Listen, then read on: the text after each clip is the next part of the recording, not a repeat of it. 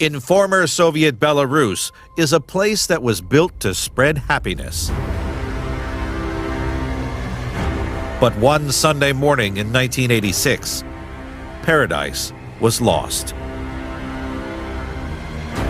It was the first time since the Second World War that the alarm had sounded.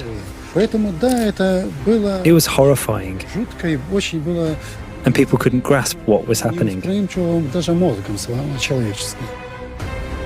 On May 3rd, an order was made.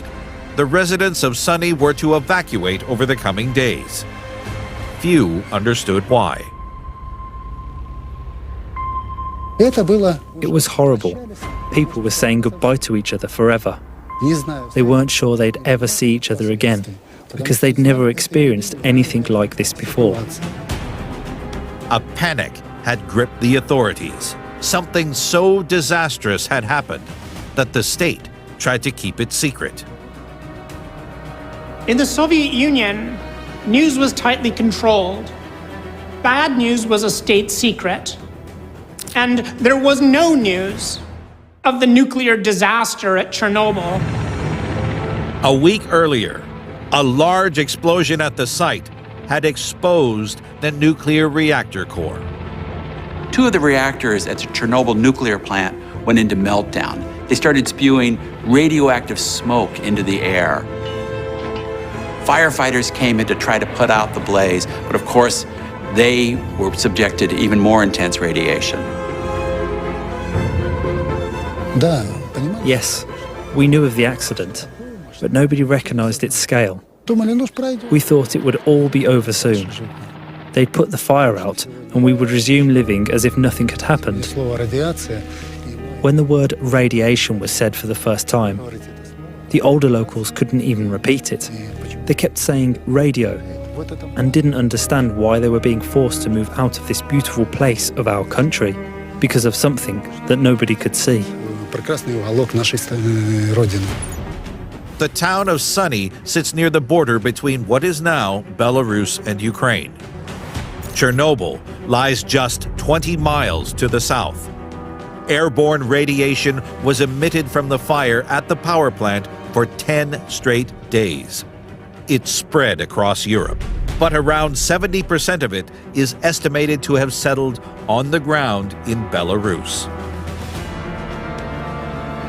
It must have been terrifying.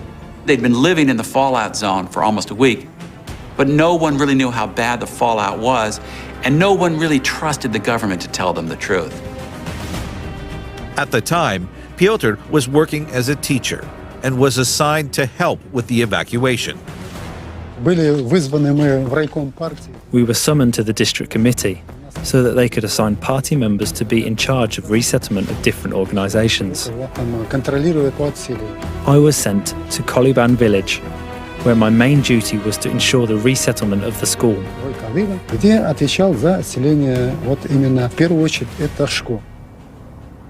Within 24 hours, the town of Sunny had been abandoned.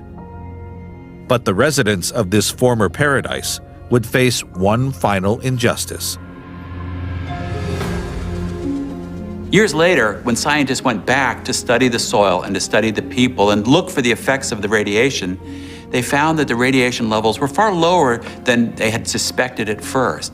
And in fact, the residents of this area probably didn't need to be evacuated. Maybe some measures were unnecessary in areas like ours, because we didn't have any nuclear facilities or anything like that. Some mistakes were made when it came to measuring the different levels of radiation, but it was due to a lack of experts. As the town sat empty from 1986 onwards, few outsiders heard the stories of places such as this. What happened in Belarus is a really overlooked story of Chernobyl. Everybody talks about the immediate area around the plant, about Pripyat. A lot of people don't realize that much of the dislocation happened in Belarus next door. Huge areas evacuated, lives uprooted, disrupted forever.